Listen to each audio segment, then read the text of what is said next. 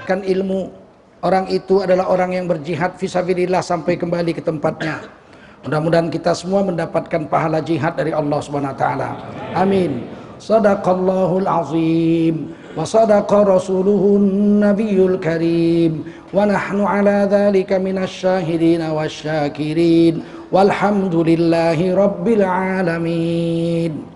Keluarga besar Masjid Raya Bintaro Tangerang Selatan yang dimuliakan Allah SWT, Bapak ibu-ibu hadirin wal hadirat rahimakumullah, wajiblah kita bersyukur kepada Allah SWT.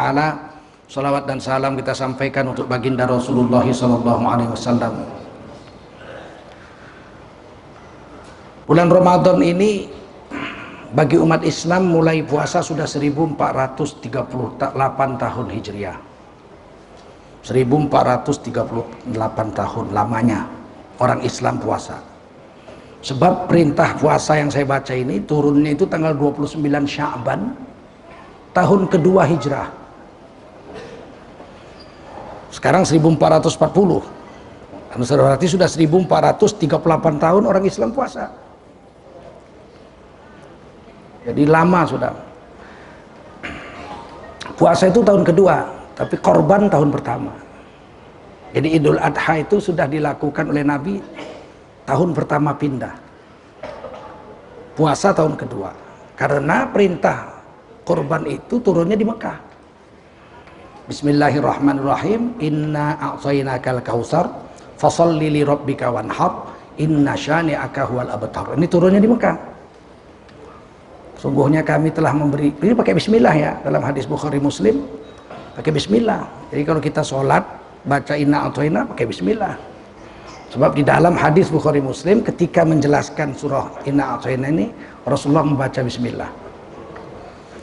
Inna a'tsainakal kautsar. Sesungguhnya kami Allah telah memberimu nikmat yang banyak hai Nabi. Sangat banyak nikmat. Fasholli li rabbik. Maka sholatlah kamu untuk menyembah Tuhanmu, wanhar, dan menyembelih hewan korban. Inna syani'aka huwal abtar. Yang membencimu akan terputus. Sesungguhnya yang benci kepadamu dialah yang akan terputus.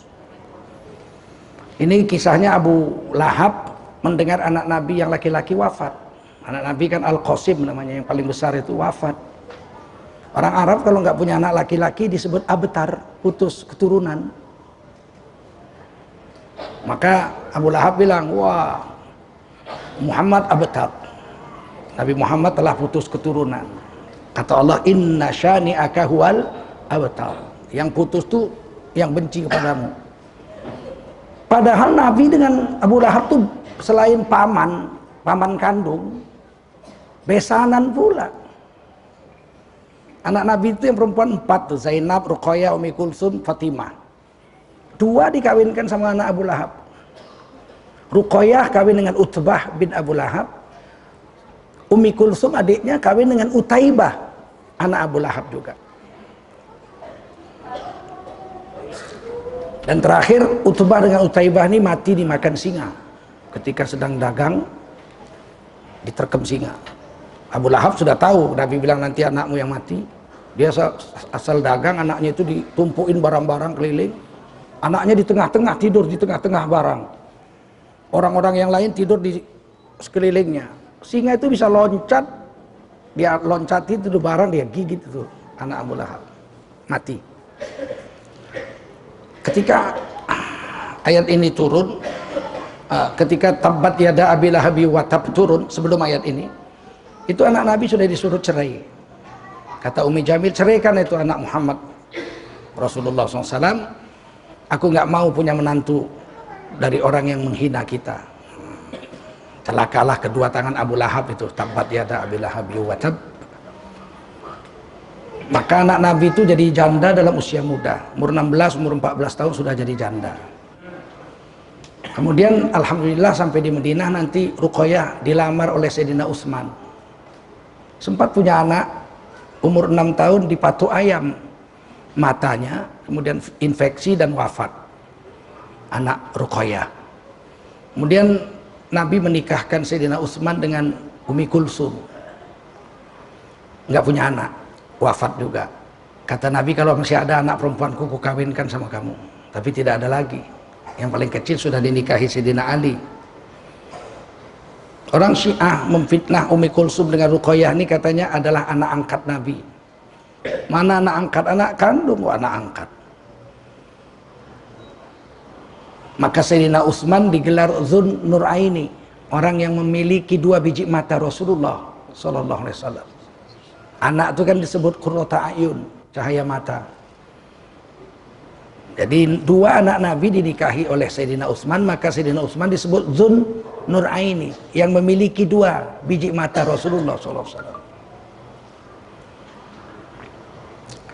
Begitu Nabi pindah ke Madinah, Nabi langsung korban. Kana Nabi sallallahu alaihi wasallam bil Madinati yudahi, adalah Nabi Muhammad SAW begitu pindah ke Madinah langsung korban, potong korban. Jadi ini hadis Tirmidzi hasan sahih. Jadi Nabi itu 10 kali korban. Begitu pindah udah korban. Terakhir Nabi korban itu di waktu haji perpisahan, satu-satunya Nabi haji. Sekali aja Nabi haji tahun ke-10. Meskipun haji itu diperintah tahun ke-6 Hijriah, puasa tahun kedua, korban sebelum hijrah, tapi Nabi baru naik haji itu setelah tahun 10, jadi ditangguh 4 tahun. Tapi Nabi umroh 4 kali. Ini sekaligus membantah keterangan satu orang ustadz di YouTube yang mengatakan nggak sah orang naik haji, nggak sah orang pergi umroh kalau belum naik haji. Umrohnya nggak sah katanya. Loh, Nabi 4 kali naik haji, umroh sebelum haji. Jadi nggak sah umroh Nabi 4 kali. Jangan begitu. Apalagi di dalam madhab Syafi'i rahimahullah ta'ala, umroh itu hukumnya wajib, bukan sunat. Sudah saya jelaskan belum ini? Umroh itu wajib, haji itu wajib, sama.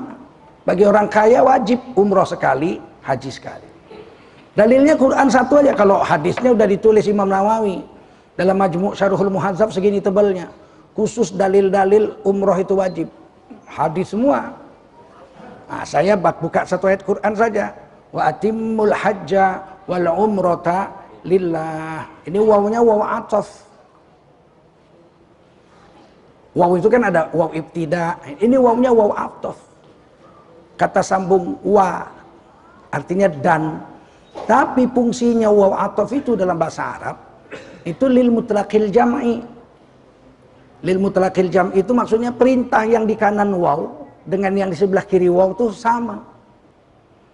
Wa aqimus shalah, wa-nya itu ibtida. Maka dan awal kalimat.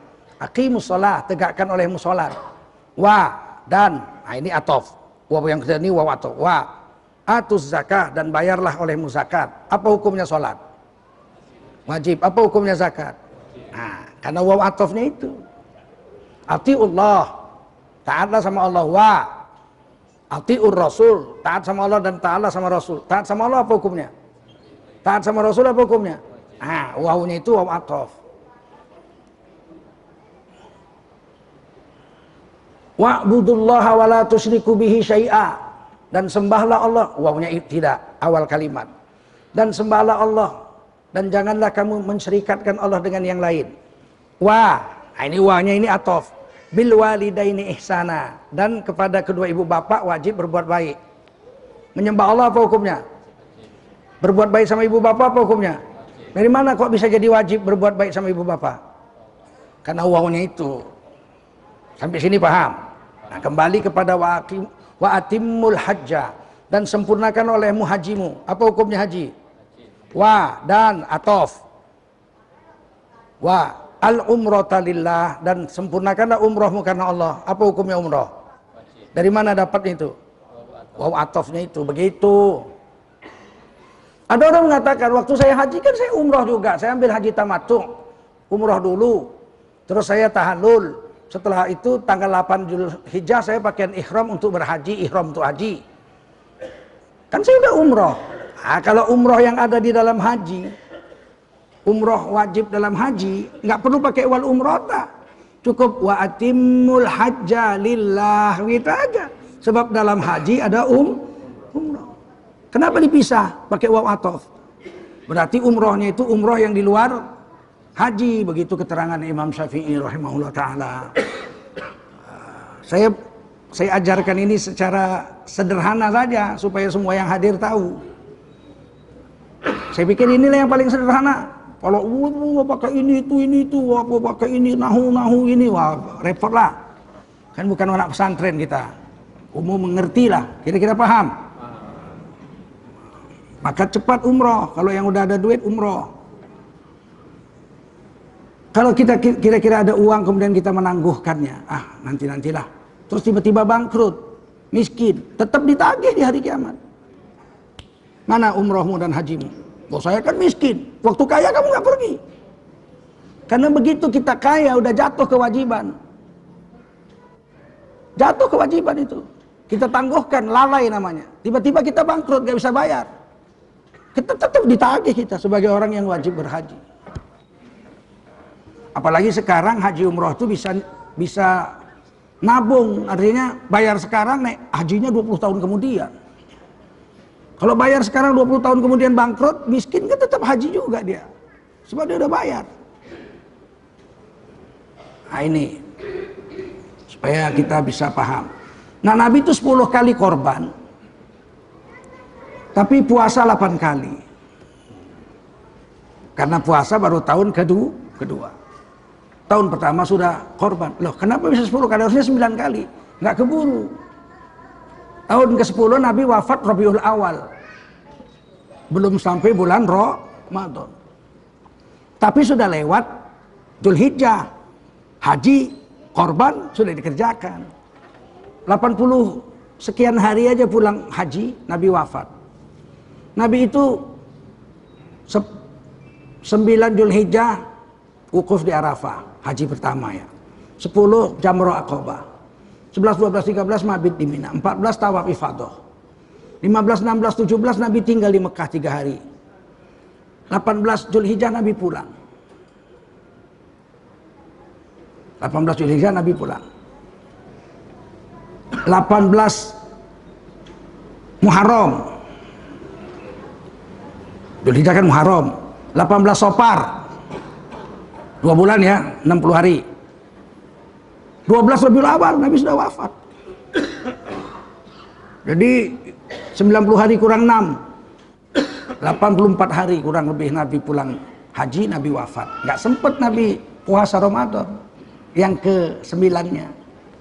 Maka Nabi puasa hanya 8 kali, tapi korban berapa kali? 10 kali. Kadang-kadang Nabi sembelih 2 kambing biri-biri yang kibas yang gemuk, 2. 1 untuk Nabi dan keluarganya, 1 untuk umatnya. Nabi itu kalau korban 2, 1 untuk keluarga dan 1 untuk umat. Sembelihnya begitu bacanya, Bismillahi Allahu Akbar, Allahumma taqabbal min Muhammadin wa ali Muhammadin. Ya Allah terimalah korban dari Muhammad Rasulullah dan keluarganya. Tsumma dhahabihi. Kemudian Nabi menyembelih 1 kibas. Ini hadis Sahih Bukhari, Sahih Muslim.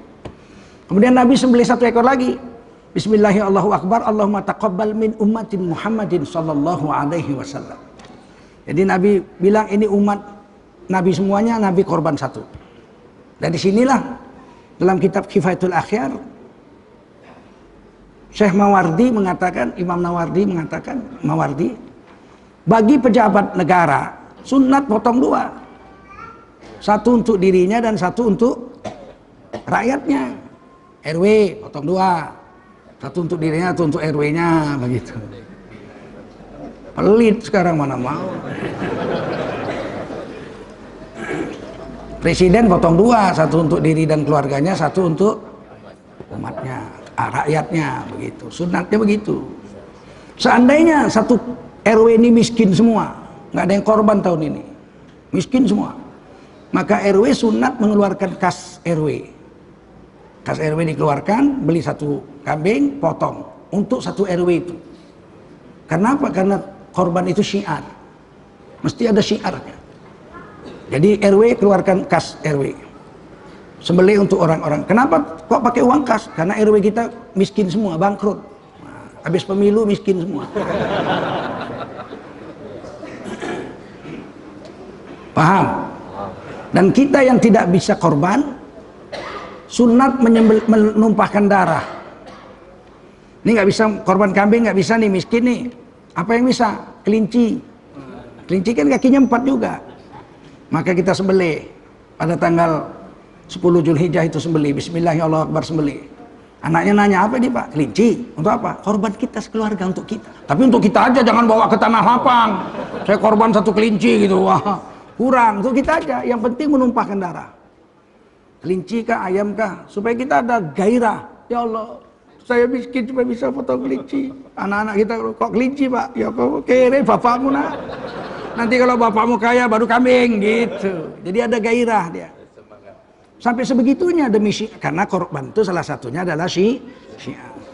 Kita belum bahas ini, nanti insya Allah pada bulan-bulan Dzulqa'dah nanti kita akan bahas insya Allah tentang korban ini.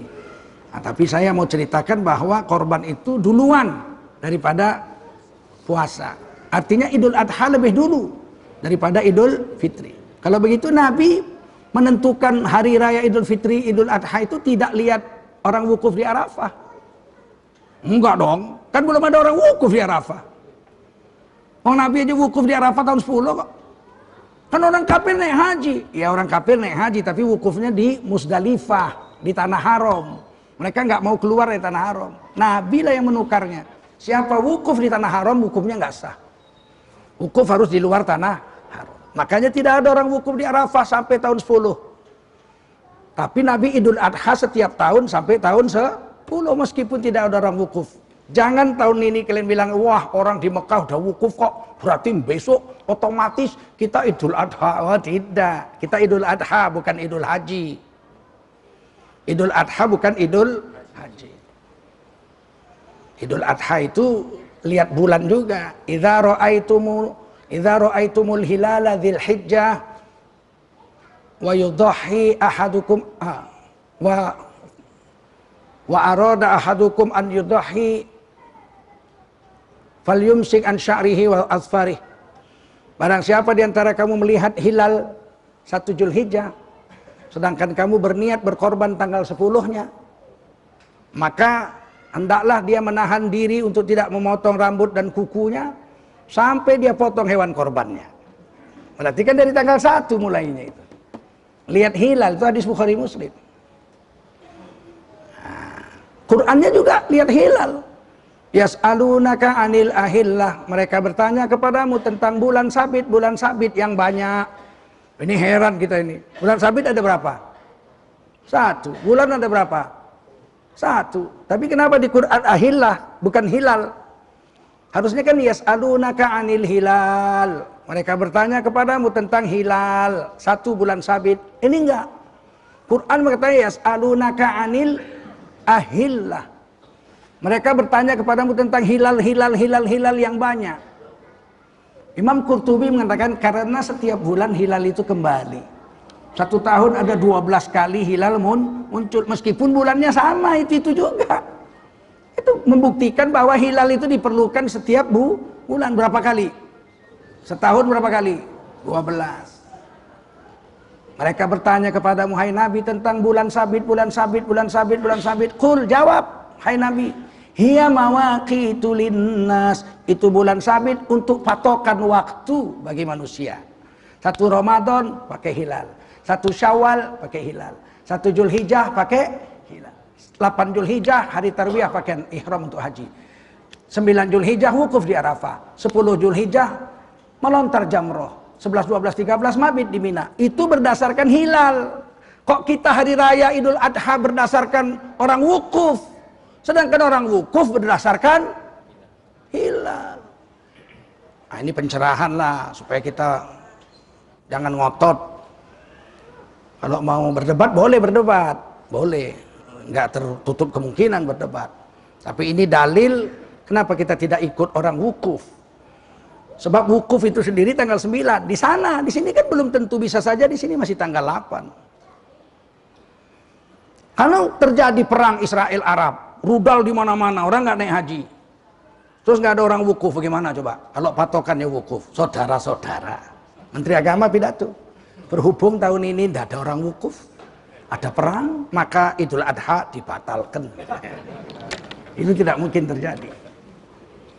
Karena bukan Idul Adha itu bukan Idul Haji. Paham? Dia hari raya kurban. Puasa ini latihan yang Allah buat untuk manusia yang beriman. Dalam 1 bulan berubah pangkatnya dari mukmin menjadi muttaqin. Wah, tinggi sekali itu. Mukmin, muttaqin, itu tinggi sekali. Mukmin kalau mati, orang beriman kalau mati berhak ditimbang di timbangan amal. Kalau amal jahatnya lebih banyak, dia masuk neraka setelah ditimbang. Kalau amal baiknya dia lebih banyak, setelah ditimbang dia masuk surga. Kan Quran itu. Fa amma man saqulat mawazinuhu fahuwa fi 'ishatir radiyah. Wa amma man khaffat mawazinuhu fa ummuhu hawiyah. Wa ma adraka ma hiya narun hamiyah. Kalau dia banyak dosa masuk neraka walau beriman. Nah, kalau bertakwa dia masuk surga tidak diperiksa-periksa. Wasiqal ladzina taqaw rabbahum ilal jannati zumara. Orang bertakwa masuk surga enggak diperiksa-periksa. U'iddat lil muttaqin, itu surga dijanjikan hanya untuk orang bertakwa. Tanpa diperiksa dia masuk. Nah, Allah katakan di ayat ini kutiba alaikumus, yang dipanggil orang beriman. Ya ayyuhalladzina amanu. Beda dengan sholat. Kalau menyembah Allah yang dipanggil manusia. Ya ayyuhan nasu ubudu rabbakumul ladzi khalaqakum walladzina min qablikum la'allakum tattaqun. Sama ujungnya bertakwa juga, tapi yang dipanggil manusia. Hai manusia, sembahlah Tuhanmu yang telah menciptakan kamu dan menciptakan orang sebelum kamu. Pasti kalau kamu sungguh-sungguh menyembah Tuhanmu itu, kamu akan berubah menjadi orang yang bertakwa. Hai manusia. Nah, sekarang kita akan tanya, Tuhan itu siapa? Kan Tuhan ini ada yang ngaku Tuhan, Fir'aun ngaku Tuhan, Namrud ngaku Tuhan, Ustaz Nasr ngaku Tuhan. Ada yang diakui sebagai Tuhan, manusia yang diangkat jadi Tuhan. Ada melalui sidang. Pendeta-pendetanya sedunia diangkat jadi anak Tuhan. Ada. Sekarang yang mana Tuhan yang disembah itu? Kan diperintahkan sembah Tuhan. Nah, Allah jelaskan di surah Thaha ayat 14. Innani anallah. Sesungguhnya aku adalah Allah. La ilaha illa ana. Dan tiada sesembahan kecuali aku Allah saja. Fa'budni. Oleh karena itu sembahlah olehmu akan aku Allah. Wa aqimis salata li dzikri. Cara menyembahnya adalah dengan menegakkan salat. Nah, itu keterangan daripada surah Al-Baqarah tadi. Sembah Tuhanmu, Tuhan yang disembah itu cuma satu. Pakai innani lagi. Kalimat sumpah itu innani anallah. Sesungguhnya aku adalah Allah. Nah, itulah yang kita sembah. La ilaha illa ana. Tiada sesembahan kecuali aku Allah. Fa'budni. Oleh karena itu wajiblah kamu menyembah aku. Wa aqimis salata li dzikri. Dan tegakkanlah salat untuk mengingat aku itu. Ah, begitu. Cara nyembahnya dengan menegakkan salat. Bukan caranya kita. Jadi Allah perintahkan sembahlah Tuhanmu. Kemudian Allah jelaskan, Tuhanmu yang kau sembah itu aku aja, nggak ada yang lain. La ilaha illa ana, aku saja. Dan cara nyembah aku itu dengan menegakkan sholat. Bagaimana cara menegakkan sholat? Lihat Nabi. Sallu kama ra'aitumuni usalli. Sholatlah kamu bagaimana kau lihat aku sholat, kata Nabi. Berhajilah kamu bagaimana kamu lihat aku berhaji. Khudhu manasikakum, khudhu minni manasikakum. Ambil manasik hajimu itu sesuai dengan yang aku buat, yang aku ajarkan. Kalau sholat itu yang dipanggil manusia, tapi kalau puasa yang dipanggil orang beriman. Dan sholat itu ujungnya bertakwa. Puasa itu juga ujungnya bertakwa. La'allakum tattaqun. Tapi selain latihan untuk takwa, dia ada dosa dan ada penghampusan dosa dan ada penambahan pahala. Berapakah pahala sholat? Tidak terhingga. Tidak ada yang tahu. Malaikat pun nggak tahu. Rasul pun tidak tahu. Berapa besar pahala sholat subuh? Nggak ada yang tahu. Malaikat nggak tahu, Rasul nggak tahu. Allah saja yang tahu. Kalau sholat sunat ada dikasih tahu. Ada hadisnya Nabi beritahu. Misalnya rakaatil fajri khairun laka minad dunya wa ma fiha. 2 rakaat sholat sebelum subuh lebih baik dari seluruh dunia dan isinya. Itu sholat sunat lebih baik dari seluruh dunia dan isi-isinya. Berapa pahala sholat subuh? Nggak ada yang tahu kecuali Allah. Malaikat pun nggak tahu, catat saja. Kalau pahala tidak terhingga. Bagaimana pahala puasa? Sama, tidak terhingga. Sama-sama rukun Islam. Kata Nabi dalam hadis Qudsi, Allah berfirman, As-sawmu liya, puasa itu untukku. Aku di sini Allah. Hadis Qudsi Allah yang berfirman, puasa itu untuk aku Allah. La ilaha illallah. As-sawmu liya, puasa itu untuk aku Allah. Wa ana ajzi bih, dan untuk membayar pahalanya aku aja yang tahu langsung. Oh, jadi malaikat pun nggak tahu berapa pahala puasa, nggak tahu. Siapa yang bayar? Allah langsung. Berarti malaikat cuma nyatat aja, Tengku Zulkarnain puasa. Pahalanya Allah yang tahu. Kalau pahala sama-sama tidak terhingga, puasa dengan sholat tidak terhingga. Tapi ampunan dosa, sholat ampunan dosanya itu per sholat. Inna sholata ila sholati kafarah lima bainahuma. Ini hadis Bukhari Muslim. Sesungguhnya sholat yang satu dengan sholat berikutnya mencuci bersih dosa antara dua sholat itu. Jadi pendek-pendek. Subuh seluruh dosa bersih. Pergi ke kantor, naik mobil, disalip-salip orang, keluar kebun binatang, kampret, kodok, komodo, cebong, macam lah. Orang yang dimaki nggak dengar. Kalau yang dimaki dengar, kita mesti minta maaf sama dia. Repot lah, anak kenal pun nggak. Ini dosa kecil, sayyi'at. Begitu kita sholat zuhur, seluruh dosa antara subuh dengan zuhur hilang. Dan lagi naik motor nih, naik mobil, tiba-tiba di depan perempuan melintas, macam gitar listrik. Kita lihat, maka sampai sholat zuhur bersih semua dosanya.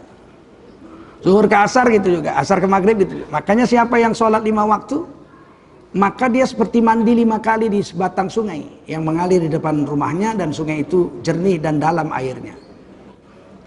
Tenang itu maksudnya dalam. Air, kalau sungai airnya tenang berarti dalam. Maka kamu kalau mandi 5 kali sehari, tidak akan ada daki yang melekat di tubuhmu. Maka orang yang sholat 5 kali, dia tidak akan punya dosa, bersih. Karena itu disebut inna sholata illa sholati kafarah lima bainahuma. Sholat yang satu, kata Nabi, menuju sholat berikutnya mencuci bersih antara dua sholat. Jadi sholat, satu hari 5 kali, terminal pembersihannya. Kalau Ramadan lain. Man shoma Ramadan imanan wahtisaban, ini hadis Bukhari Muslim juga. Ghufira lahu ma taqaddama min dzambihi. Siapa yang puasa iman karena Allah dan ihtisaban, dijaganya puasanya dari rusak. Nggak lihat aurat orang, mulut nggak maki-maki, kuping nggak dengar maksiat, mata pun nggak lihat aurat wanita. Dia jaga akalnya lurus, nggak mikirin yang porno-porno yang jahat-jahat. Kalau seperti itu puasanya, ghufira lahu ma taqaddama min dzambihi. Allah ampunkan seluruh dosa-dosanya seumur hidup yang lalu. Jadi Ramadan itu luas dia, seumur hidup.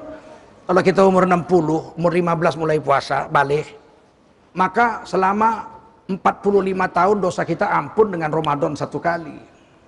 Maka jangan main-main dengan Ramadan ini. Mungkin ini Ramadan terakhir. Tahun depan kan datang lagi, Pak. Ramadannya datang, kamunya yang nggak ada. Udah jiun. Jaga nih Ramadan nih. Tidak mampu, saya pun tidak kuatnya puasa ini. Lemah saya. Tapi paling tidak jangan buat dosa, itulah. Supaya pahala puasa itu full. Tidak kempes dia, nggak bocor keluar. Nggak bocor. Ibarat ban, kalau dipompa penuh pun kalau bocor kan, ya besok pagi kempes lagi. Dia harus dijaga kebocoran agar full. Pahalanya dan seluruh ganjarannya itu penuh. Sampai sini paham? Kenapa bisa dalam 1 bulan orang puasa jadi bertakwa? Sebab latihannya itu aneh. Pertama, dia menghancurkan nafsu, dan kedua, dia memperkuat iman. Itulah latihan puasa itu, riadohnya. Bayangkan kita 14 jam kalau di Indonesia. Kalau tahun ini di Islandia 22 jam. Saya pernah 20 jam ketika di Amerika.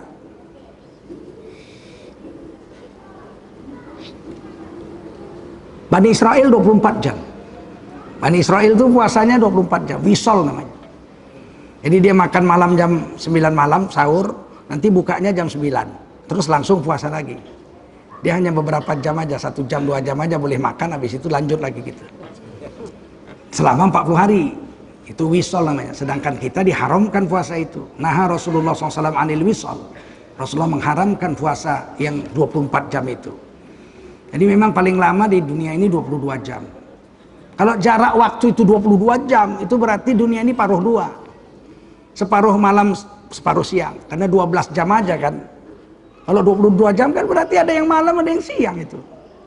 Kalau jarak dari ujung ke ujung itu hanya 12 jam, berarti kalau siang-siang semua, malam-malam semua. Tapi kalau jaraknya 22 jam, 24 jam, itu pasti separuh malam, separuh siang. Sekarang teleponlah orang-orang di California. Hello my brother, good morning. Apa ini good day ya, good afternoon. Gondolmu ini tengah malam bos katanya. Jam 1 malam ini katanya. Berarti kan dunia paruh dua. Puasa itu membuat nafsu kita tuh turun sampai ke titik nol. Oleh karena itulah selama 14 jam orang Indonesia diharamkan makan, minum, dan bercampur dengan istri waktu puasa. Sekarang kenapa kita pikir sekarang? Kita pikir, kenapa makan, minum, dan bercampur sama istri yang dilarang? Karena itu makanan nafsu, makanan jasmani, makanan tubuh. Dan itu pekerjaan binatang. Minum kawin, makan minum kawin. Babi pun makan minum kawin juga. Monyet pun makan minum kawin juga. Kapan babi baca Quran? Ada babi mau baca Quran. Kalau kita ini cuma hidupnya makan minum kawin, babi pun begitu, kambing pun begitu, komodo pun begitu, kebong juga gitu. Makan minum kawin, makan minum kawin. Gimana? Itu kalau dikerjakan, orang yang banyak makan nafsunya banyak, mesti kuat. Kalau guru saya ingat betul itu. Saya tanya, atau bagaimana?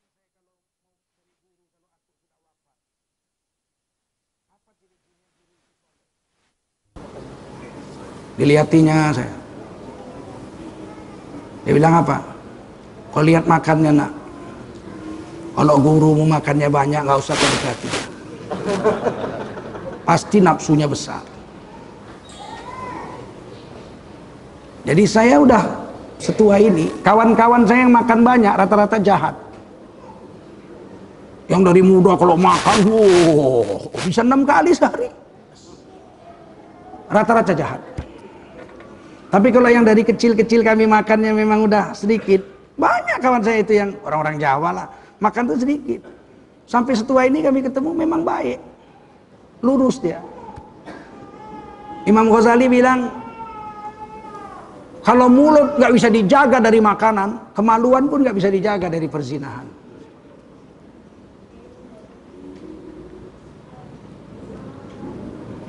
Oleh karena itulah Allah mewajibkan, tak peduli asal beriman.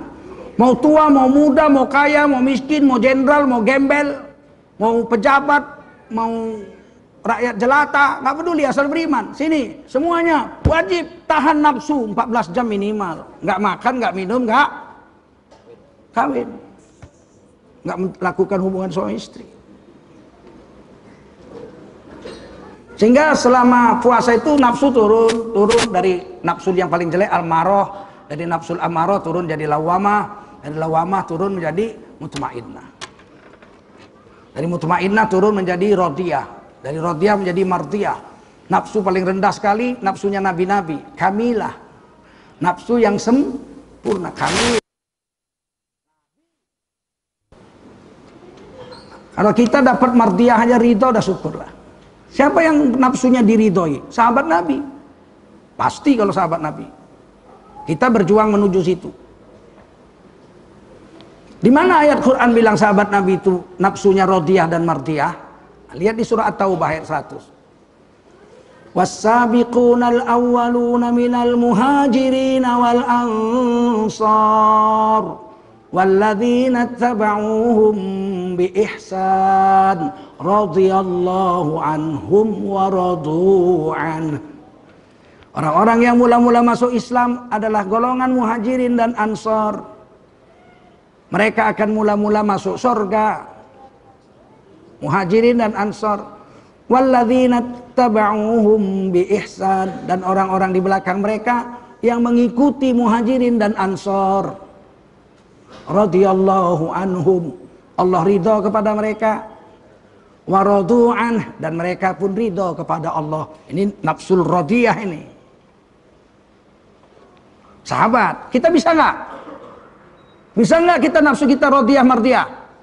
Bisa, syaratnya kayak sahabat. Sahabat itu sepertiga hartanya untuk agama. Sepertiga.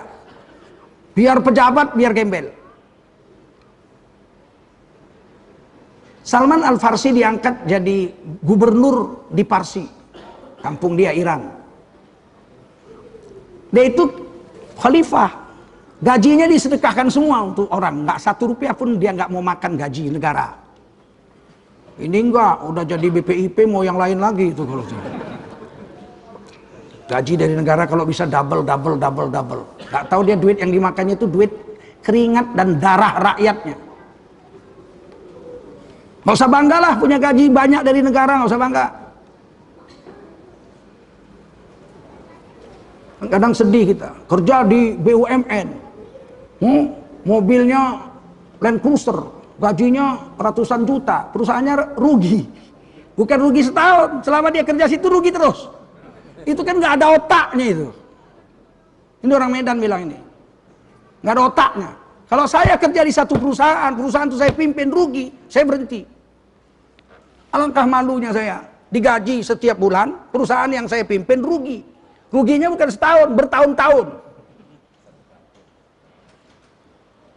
Gak usah bangga makan dengan gaji rakyat. Salman Al-Farsi semua gajinya disedekahkan untuk rakyatnya yang miskin. Dia pulang kerja kira-kira habis zuhur kalau sini. Ya dulu begitu ya, habis zuhur udah kerja, udah selesai. Kan gak banyak urusan dulu.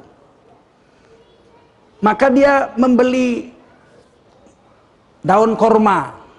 Daun kurma dibeli. Sampai di rumah dianyam jadi keranjang. Belinya modalnya 1 dirham. Besok sambil beli bahan keranjang yang dibuat hari ini dijual besok, dapat 3 dirham. 1 dirham untuk makan, 1 dirham untuk modal besok, 1 dirham sedekahkan lagi sama orang. Sepertiga, Masya Allah. Semua begitu. Abdullah bin Mas'ud begitu, semua begitu. Kalau kita 1/10 aja udah hebat. Manja abil hasanati falahu asyru amsalihha. Siapa sedekah dengan 1 perbuatan baik, siapa berbuat baik 1, Allah bayar 10 kali lipat.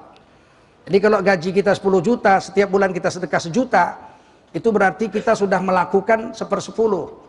Artinya 10 juta 10 juta dihitung sebagai sedekah. Kan satu dibayar 10.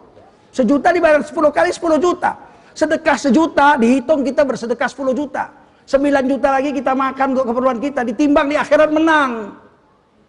Menang nggak? Kalau 1/10 sanggup nggak sedekah 1/10? 1/100 aja gemeter sama jenggot-jenggotnya gemeter.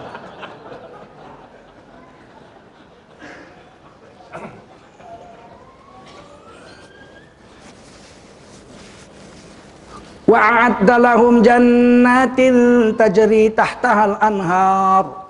Kepada mereka muhajirin ansor dan pengikut muhajirin ansor dijanjikan Allah surga yang mengalir sungai-sungai di bawahnya.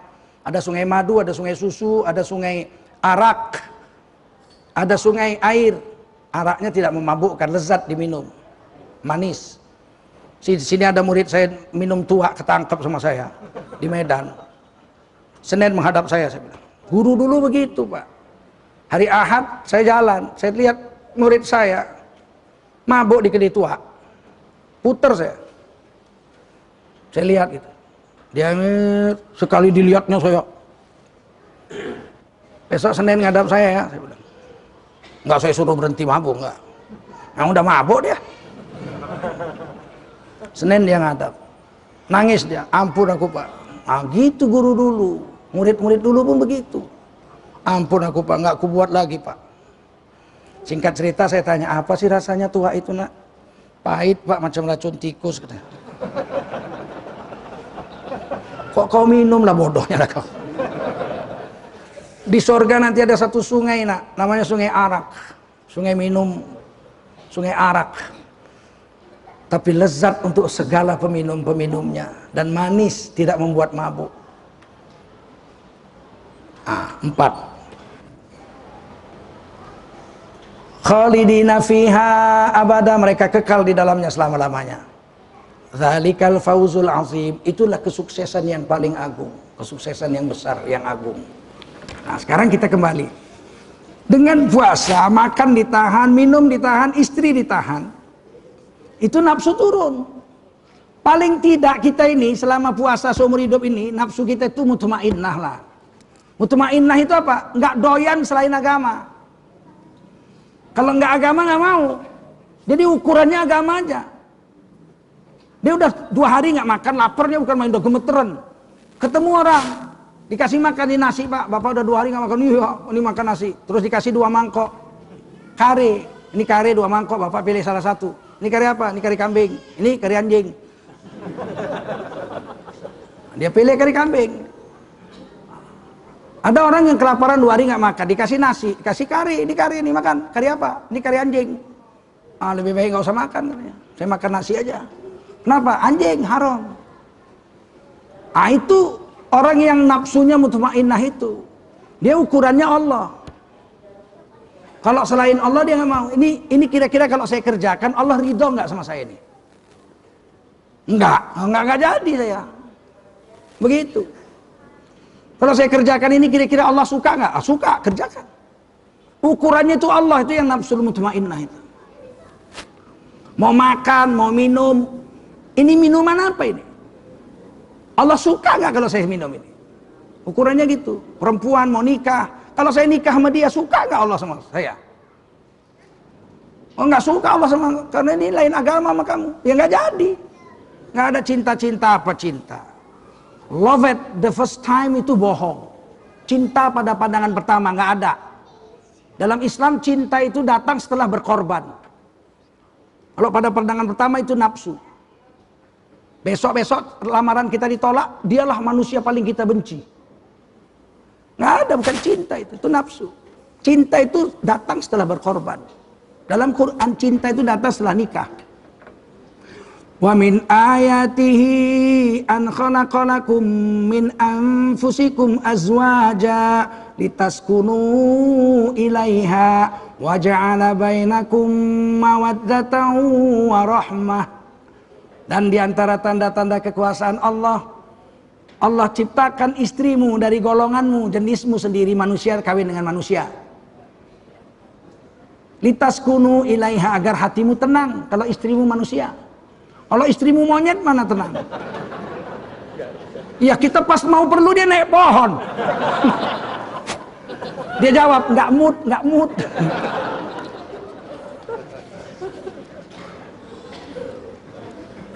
Kawin dengan jin boleh. Syekh Zakaria Al-Ansari mengatakan dalam kitabnya boleh kawin dengan jin kalau sama-sama Islam. Tapi tidak afdol, rugi kita. Kalau saya kawin dengan jin, dia Islam, saya Islam, nikahnya ada syarat rukun, bapaknya menikahkan saya atau walinya menikahkan saya bayar mahar, sah pernikahan kami. Tapi rugi, anak saya anak jin. Saya pulang kampung naik kertapi, ya enggak? Kata tetangga yang duduk di sebelah saya, pulang kampung Pak. Sendiri? Enggak, bertujuh. Kalau nggak loncat di jendela.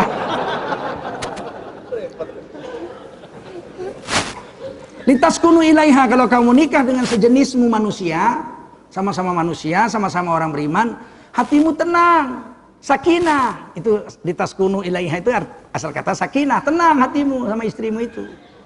Wa ja'ala bainakum, dan kemudian baru muncul Wa ja'ala bainakum mawaddatan wa rahmah. Dan kemudian setelah nikah itu, seiring dengan pengorbananmu atas istrimu, pengorbanan istrimu atas kamu, tumbuhlah cinta di hati kamu. Di hati mereka tumbuh cinta setelah pengorbanan itu. Warahmah, dan kasih sayang. Maka nggak usah heran orang udah tua, kakek-kakek, nenek-nenek masih saling cinta. Saya udah lihat itu. Satu orang kakek-kakek umur 80-an jalan pagi, tertatih-tatih pagi. Saya pulang dari masjid naik Vespa. Baru ngajar saya waktu itu, jam-jam 7 lah, lebih sedikit. Jalan, kakek-kakek itu jalan, istrinya ketinggalan. Dipanggil istrinya, ayah, berhenti dia. Ditunggunya istrinya, datanginya istrinya, diambilnya anduk kecil. Dielapnya keringat istrinya itu. Terus dikecupnya kening istrinya. Saya berhenti naik Vespa tuh, saya lihat. Apa hebatnya nenek peot ini.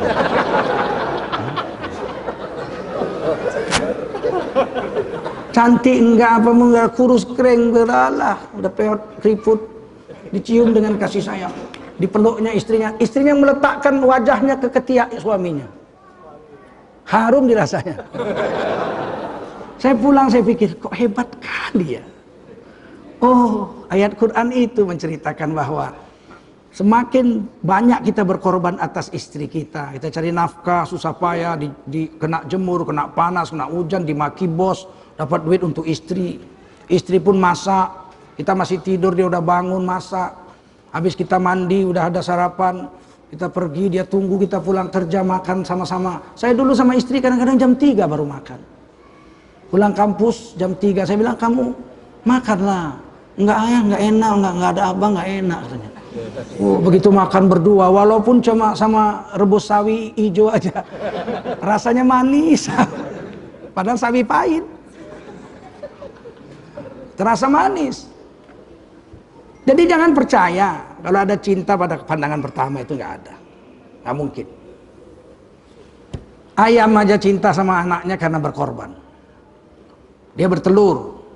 Oh, saya lihat ayam bertelur itu Pak, masih SD udah saya lihat. Banyak sekali ayam saya.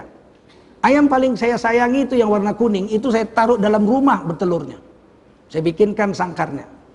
Waktu dia bertelur saya lihat jarak sejengkal aja gitu. Dia berdiri rupanya dia. Mau bertelur berdiri, dia gelisah.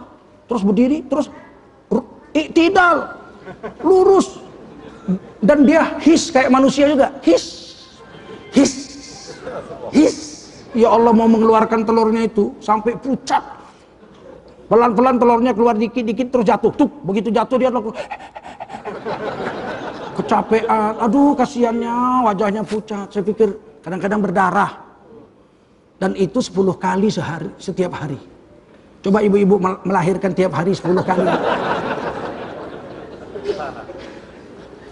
Kadang-kadang 15 telurnya, kadang-kadang 10, 11, 12. Habis bertelur dia nggak berhenti korban. Dia mengeram 21 hari. 3 hari sekali baru makan minum. Maka ayam saya kalau mengeram, begitu dia keluar dari sangkarnya itu, mesti udah saya sediakan jagung sekenyang-kenyang supaya dia cepat aja makan kenyang, minum, balik lagi dia. Kalau kelamaan di luar, telurnya nggak jadi. Badannya yang gemuk jadi kurus. 21 hari kurang makan, kurang minum, berpuasa mengerami anaknya. Begitu anaknya lahir, kurang lagi pengorbanan, tambah lagi. Dia harus cari makan, setiap dapat untuk anak, setiap dapat untuk anak. Dia sendiri lapar. Malam anaknya semua kenyang, dia lapar. Selama 4 bulan sampai anaknya disapih. Nah, coba ganggu anaknya. Anaknya sih kecil-kecil gitu, dia jalan, kita ganggulah. Ambil sapu hijau sorong. Kita diterkam.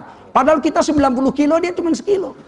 90 kali lebih besar dia terkam, jangan main-main. Paham? Rakyat ini kalau udah terlalu sakit bikin pemerintah, 90 kali lebih besar pun diterkamnya. Apalagi sama besar, apalagi kurus.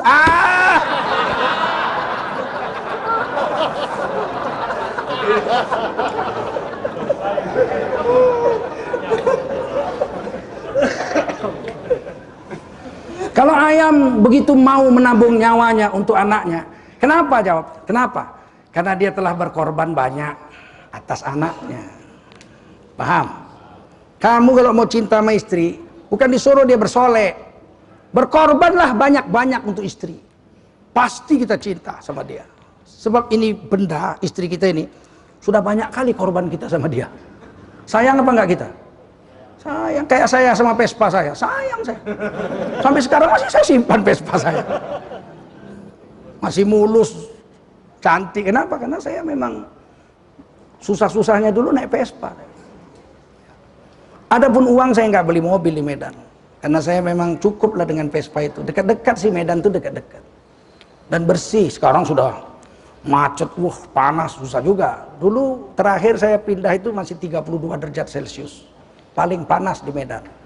Kadang-kadang kalau musim hujan dia 26, 25. Nikmat lah. Saya mau pulang ke Medan. Saya udah capek lah di Jakarta. Mau pulang ke Medan saya. Saya ada dikasih tanah pesantren di Namurambi. Kalau pagi itu 23 derajat Celcius. Dingin, airnya jernih kayak air hujan, Masya Allah. Tapi saya balik-balik juga lah kemarin nanti, kalau kalian masih mau. Nah lanjut, nafsu itu turun sampai mutmainnah. Sementara ketika makanan kita di stop, makan minum istri di stop, makanan rohani ditambah. Itu yang heran kita lihat, Allah memang hebat lah. Kita ciptaan Allah sih. Untuk menjadi bertakwa itu nafsu harus nol, iman harus kandas. Kalau saya musafir, pulang ke kampung nenek saya ke Aceh, naik kapal terbang 3 jam. Itu saya di mobil pakai AC, di airport pakai AC, di kapal terbang pakai AC. Nggak lemes saya, makan lagi. Namanya musafir. Kalau naik Garuda, wah minumnya ditawari loh. Ada jus jambu, ada jus jeruk, ada teh panas, kopi, ya kan? Makan dikasih, paling nggak 2 itu, ikan atau ayam, ikan, ayam. Sampai ke Aceh, bisa masuk restoran, kari kambing, makan segala macam sekenyang-kenyang saya. Badan saya nggak lemes musafir, tapi agama saya, makanan rohani saya, diporting separuh. Sholat, zuhur 2 rakaat. Musafir, walaupun saya nggak lemes, sholat zuhur 2 rakaat. Habis itu saya komat. Habis komat 2 rakaat lagi, sholat asar. Pas waktu asar saya duduk-duduk makan kari kambing. Orang nanya, Pak Haji kok nggak sholat, udah asar? Sudah bos, tadi duluan. Sholat zuhur dengan asar sudah saya gabung, 2 rakaat, selesai. Di korting, waktunya jadi 3, nggak 5 lagi. Sholatnya pun dari 8 rakaat jadi 4. Maghrib 3 rakaat. Saya komat, sholat isya 2 rakaat. Waktu isya saya tinggal makan malam. Nggak usah sholat isya. Kenapa? Karena saya makanya musafir ini, banyak orang musafir jahat. Sehingga Nabi mengatakan, alaikum bil jamaah. Kamu kalau pergi jangan sendiri, bawa kawan, nanti kau jahat. Coba bayangkan, makan cukup, badan fit, tidur di hotel. Malam-malam ada yang bel, ting tong. Nah, sekali dibuka perempuan, bajunya robek semua. Kanan kiri nggak ada orang, jahat. Kenapa jahat orang musafir? Makanannya penuh, syahwatnya jadi penuh. Kalau puasa lain pula, udahlah kita lemes, nggak makan, nggak minum, nggak tidur. Yang lemes itu sebetulnya nafsunya, badannya enggak. Jangan kalian katakan saya kalau puasa badan saya lemas, bohong. Justru dengan puasalah kondisi manusia paling prima. Dan itu diakui sejak 1438 tahun yang lalu, perang Badar meletus, sedang Ramadan pertama, kita perang, naik onta, ada yang jalan kaki, naik kuda cuma 2 ekor, sejauh 120 km, panas terik membara. Ramadan itu artinya panas membara. Sampai sana perang, 313 lawan 1000. Kata Nabi, boleh nggak puasa karena ini hari perang. Selesai itu suruh makan semua puasa. Kami lebih memilih mati dalam keadaan puasa daripada mati nggak puasa. Berarti kan kondisi prima orang yang sedang puasa itu. 313 lawan 1000 menang yang 300. Dan sekarang seluruh dokter sedunia mengakui, kapankah manusia posisi tubuhnya paling prima? Seluruh dokter sedunia, mau kafir mau Islam, mengatakan ketika puasa. Buktinya, kalau orang mau operasi, atau dokter besok bapak operasi jantung pak, ya. Ini tulang rusuk bapak digergaji, jantungnya dibelah, dikeluarin.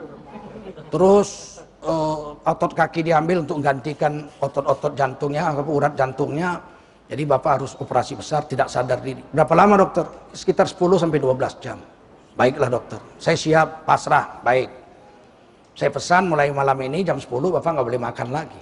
Bapak wajib puasa, karena jam 10 besok pagi bapak dioperasi. 12 jam puasa. Operasi, sampai jam 10 malam, 24 jam. Kondisinya prima. Kalaulah kekuatan itu datang jadi dimakan, pasti dokter bilang besok bapak dioperasi, kalau bisa malam ini makan 2 bakul.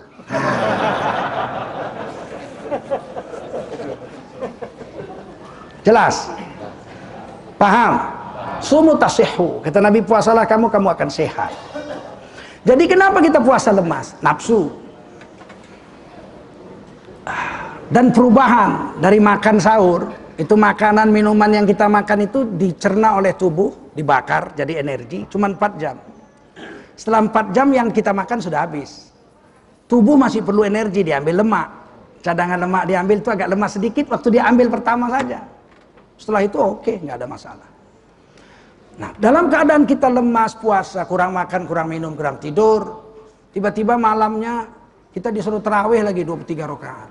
Sholatnya nggak dikurangi, zuhur 4, asar 4, maghrib 3, isya 4, subuh nggak dikurangi, nggak boleh. Berhubung saya puasa lemas, maka saya mau jamaah aja maghrib saya dengan isya. Nggak bisa dijamaah, Anda puasa, bukan musafir. Sehingga ketika nafsunya dinolkan, sholatnya tetap 17 rakaat 5 waktu, zikir ditambah, baca Quran ditambah, tarawih ditambah, sedekah ditambah, imannya kandas, nafsunya turun pada titik nol. Dia disebut orang yang bertakwa. La'alakum tattaqun, itu aja.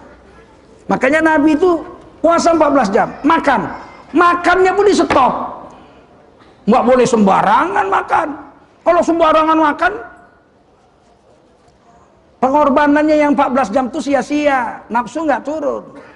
Orang setengah jam mau bedok aja udah diliatin, matanya kecil gitu. Begitu bedok maghrib, sap, bubur, kolak, pisang, ini, tuh, kolang-kaling, sirup, gado-gado. Ya nafsunya naik lagi. Apa kata Rasulullah? Sunnah makan puasa itu buka puasa dengan rutop, korma mengkal. Saya dulu mikir korma mengkal nggak ada di Indonesia. Sebab dibawa dari Mekah kemari naik kapal laut sampai sini udah kering. Kalau nggak ada rutop, korma kering, tamar. Sekarang subhanallah, memang Nabi itu memang hebat ya. Wa ma yantiqu anil hawa. Nabi bicara nggak pakai nafsu. Kayak wahyu, in huwa illa wahyu yuha, pakai wahyu. Sekarang di Asia sudah ditanam korma tumbuh. Di Riau sudah buah, di Thailand sudah buah, di Kampar sudah buah, di NTT sekarang sedang ditanam, 4 tahun lagi buah. Hebatnya korma yang ditanam di Asia Tenggara tidak bisa jadi tamar, nggak bisa jadi korma kering, dia hanya bisa jadi rutop. Jadi kata Nabi, makan dengan rutop itu memang bakal banjir rutop di Indonesia ini nanti. Nggak perlu lagi yang dari Mekah sana. Yang dari sini ini nggak bisa jadi korma kering karena kurang panas. Untuk jadi tamar tuh perlu panas 52 sampai 57 derajat Celcius. Dan panasnya harus di pohon. Kalau panasnya dibakar, diangus. Jadi Nabi udah bilang rutop. Karena rutop akan bersebar di seluruh dunia. Kalau nggak ada rutop, tamar, kurma kering. Kalau nggak ada tamar, buah-buahan yang manis. Sawo yang manis-manis, melon, semangka. Dari sini saya bisa tahu, ya Allah, sunnahnya makan korma ditulis oleh Imam Ghazali. 1 paling sedikit, kurang 1 3, kurang kenyang 5, kurang kenyang 5 7, kurang kenyang 7 9, paling banyak 21. Waduh, saya tahu, saya udah tes makan korma 21, nggak bisa, 7 udah mangap. Tunjuk tangan yang pernah makan kurma 21. Nah, dari situ kita lihat betapa hebatnya Rasul mengajarkan kepada kita untuk jadi takwa itu. Allah dan Rasulnya memang sama tujuannya itu, ajarannya itu. Kalau kita buka puasa udah 14 jam lapar, kita agak lemes. Yang lemes tuh karena gula darah turun aja. Hanya karena gula darah turun. Kalau gitu makan yang manis, korma atau madu, pokoknya nggak dimasak dengan api ya. Lengkeng, apa yang manis. Kalau kita makan manis buah, itu monosakarida, gula tunggal. Dia nggak mengganggu tubuh, dia naik gulanya pelan, tapi pasti. Kalau kita makan kolak, teh manis, itu gulanya gula kompleks, naik darahnya cepat begini, lemes. Kok hebat sekali. Dan kita nggak bisa rakus kalau buka makan korma atau makan semangka. Pernah makan semangka 21 potong coba? Pernah? Nah, makanya sejalan itu. Allah katakan jangan makan, jangan minum, jangan campur dengan istri, itu makanan jasmani, itu pekerjaan binatang, stop. Buka puasanya pun yang tidak dilakukan oleh binatang. Makan korma. Kurasa burung nggak mau makan korma. Nah, begitulah hebatnya agama ini. Mudah-mudahan dengan demikian kita menjadi orang yang bertakwa. Ini habis ya, Ramadan saya nggak ngajar lagi. Habis ya. Jaga diri dari yang merusakkan puasa. Saya ada tuliskan hadis dari kitab Ihya. Supaya saya tutup habis dengan sebuah hadis. Khamsun yumtirna shaim.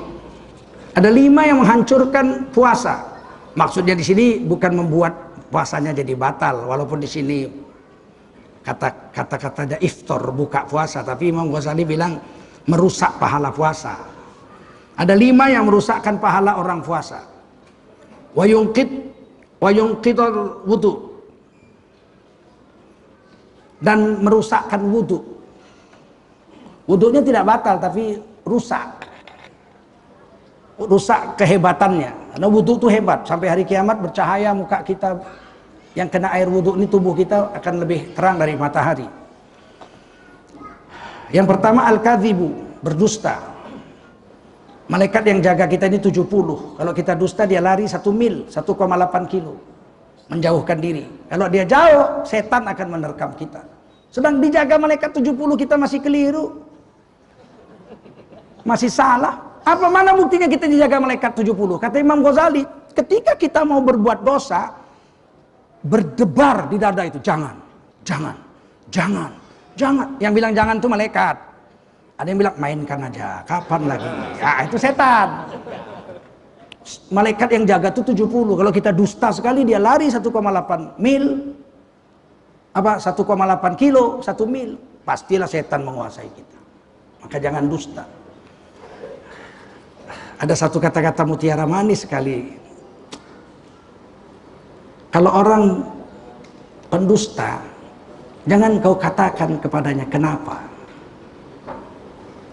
Karena dia akan buat dusta yang baru untuk menjawab pertanyaan. Kalau orang pendusta, jangan kau tanya kenapa. Dia akan buat dusta baru untuk menjawab pertanyaan. Ibu, kalau suami ibu pulang jam 2 malam, jam 1 malam, tak usah tanya dari mana. Dia nanti bohong. Iktikaf bu, katanya. Padahal dia main catur. Sudahlah, kalau orang pembohong, udah tahunya kita dia pembohong, nggak usah ditanya. Diam aja. Pak, kenapa KPU tidak menjalankan pemeriksaan kepada yang mati? Pak, dia pasti bohong lagi. Yang tanya, udah bawa mati aja lah dosamu itu. Yang kedua, wal ghibah, menceritakan aib orang. Yang boleh diceritakan aib itu aib ulama yang bikin sesat orang. Itu boleh dibahas. Yang kedua, penguasa yang menipu rakyatnya, itu boleh dibahas. Kalau enggak Fir'aun enggak dibahas di Quran. Betul enggak? Nggak dibahas Namrud di Quran kalau nggak boleh itu. Kalau itu ghibah yang haram.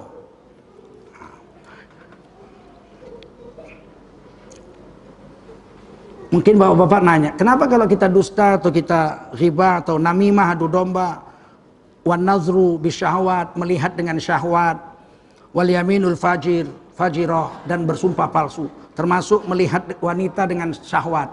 Atau wanita lihat laki-laki dengan syahwat, itu merusakkan wudhu dan merusakkan sholat. Wudhu ini saya kasih satu hadis, athar kejadian pada zaman Sayyidina Utsman. Sayyidina Utsman khalifah sedang duduk di masjid. Penghafal hadis nomor 2 paling banyak, Abdul Anas bin Malik, pembantu rumah tangga Rasul, datang ke masjid. Di tengah jalan dia jumpa perempuan. Matanya bertemu dengan mata perempuan itu, berdebar jantungnya. Der. Sayyidina Anas belum kawin. Padahal wanita itu pasti bercadar kan, orang Madinah. Mata dengan mata, der, jantungnya berdebar. Cantik sekali mata perempuan itu. Kemudian sampai di masjid, Sayyidina Anas bin Malik sholat 2 rakaat, sholat tahiyatul masjid. Setelah sholat menghadap Sayyidina Utsman. Maka Sayyidina Utsman nanya, sudah sholat? Dan masuk masjid sudah sholat? Sudah. Bagaimana kau sholat? Di matamu kulihat ada bekas zina. Huduk lagi kau. Kupukul kau nanti. Begitulah kalau orang satu kelas itu, satu kelas. Sama-sama radhiyallahu anhum. Kalau kamu begitu sama cebong, ditangkaplah kamu. Dibilanglah kamu radikal macam-macam. Maka Anas bin Malik radhiyallahu anhu memperbaiki wudhu. Ini hadis benar, jangan bilang main-main. Setelah berwudhu, Anas bin Malik sholat lagi 2 rakaat. Baru duduk menghadap Sayyidina Utsman. Apa kata Sayyidina Utsman? Sekarang baru bersih kulihat matamu. Gemetar Sayyidina Anas bin Malik. Dia bilang, apakah ada wahyu turun setelah Rasulullah wafat? Kata Sayyidina Utsman, tidak. Kenapa bisa tahu kalau mata saya tadi nabrak mata orang? Saya lihat orang sehingga syahwat saya bergetar. Kok tahu? Kok bisa lihat tanda bekas zina di mata saya? Kan zina mata melihat, zina mulut bicara, zina tangan memegang, diselesaikan dengan kemaluan. Itu zina betul-betul. Kok bisa tahu kau di mataku bekas zina? Itulah ilham yang diletakkan Allah di hati hamba-hambanya yang mukmin. Nah, kalau kita memang latihan betul-betul jaga diri sampai pada tahap mutmainnah, kita bisa tahu kok, ini bohong, oh ini jujur, ini tukang selingkuh, tahu kita, nampak. Maaf Pak, saya nunjuk bukan begitu. Maaf. Tahu, nampak. Jadi begitu. Jadi hadis ini benar, dibuktikan oleh Sayyidina Utsman dan Sayyidina Anas bin. Jangan kita bilang, belum tentu Anas bin Malik dengan Sayyidina Utsman betul. Allah bilang mereka radhiyallahu anhum, kau masih meragukannya? Hah? Allah bilang mereka itu radhiyallahu anhum, Allah ridha pada mereka, kamu masih meragukannya. Terus kamu percaya sama siapa? Kalau nggak percaya sama sahabat. Saya ulangi, yang merusakkan itu bohong, dusta, ghibah, ceritain aib orang kecuali yang halal. Wan namimah, mengadu domba. Dia adu domba orang sama orang untuk kepentingannya. Wan nadhru bisyahwah, melihat lawan jenis sehingga terangsang nafsunya. Kemudian yaminul fajirah, saksi palsu. Udah jelas curang, dia bilang enggak ada curang. Demi Allah nggak ada niat curang. Niat curang nggak ada, perbuatan curang ada, niatnya nggak ada. Saudara, sebentar lagi mati, sebentar lagi akan berhadapan dengan Allah Subhanahu wa taala. Apakah kalau ada kita dicurangi wajib kita melawan? Wajib. Wajib melawan kecurangan itu wajib hukumnya. Nabi dicurangi perang. Yang main-main. Kalau Nabi dimaki-maki, Nabi sabar. Nabi dihina, Nabi sabar. Nabi dilempari, sabar. Dipukul, Nabi sabar. Tapi ketika terjadi kecurangan, Nabi marah. Bani Quraidah, saya ambil Bani Qainuqa, Yahudi yang tinggal di Madinah. Bani Qainuqa itu curang. Janjinya kalau Madinah diserbu, mereka akan membantu melawan musuh bersama-sama. Traktat Madinah, tanda tangan. Tiba-tiba ketika kita diserbu oleh seluruh sekutu Quraisy pada perang Khandaq, itu Bani Qainuqa malah berpihak kepada Quraisy.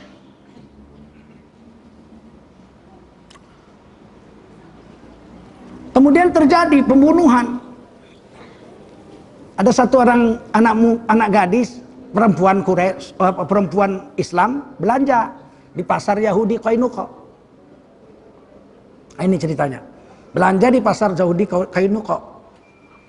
Tiba-tiba Nabi Apa tiba-tiba perempuan mukminah ini jongkok milih-milih buah, ujung bajunya itu yang paling ujung diangkat ke kerudungnya, dijahit pakai duri korma. Dia nggak sadar nih perempuan ini. Ujung bajunya bawah taruh di kepala, diikat dengan kurma, duri kurma. Begitu perempuan ini berdiri, kan bajunya lengket ke atas, kan terbuka auratnya. Wanita ini menjerit panik kan, kok terbuka baju, butuh panik. Kok tawa semua pedagang-pedagang Yahudi di pasar Qainuqa itu. Satu orang pemuda muslim ada di situ, diterkem ini. Yang masang duri ini diterkem, dicekek sampai mati. Melet lidahnya, mati. Maka orang Yahudi di situ rame-rame membunuh anak muda ini. Nabi sampai cerita ini kepada Nabi, pengkhianat kata Nabi. Kirim pasukan, kirim. Datang si munafik Madinah, Abdullah bin Ubay. Dia bilang, jangan tuh Qainuqa tuh kan sekutu saya. Belum kamu datang sini juga udah jadi sekutu saya. Jangan digini, jangan diserang, udah macam-macam lah. Akhirnya Nabi tidak jadi serang. Nabi bilang, usir. Jangan datang lagi ke Madinah sampai hari kiamat. Diusir. Begitu Nabi.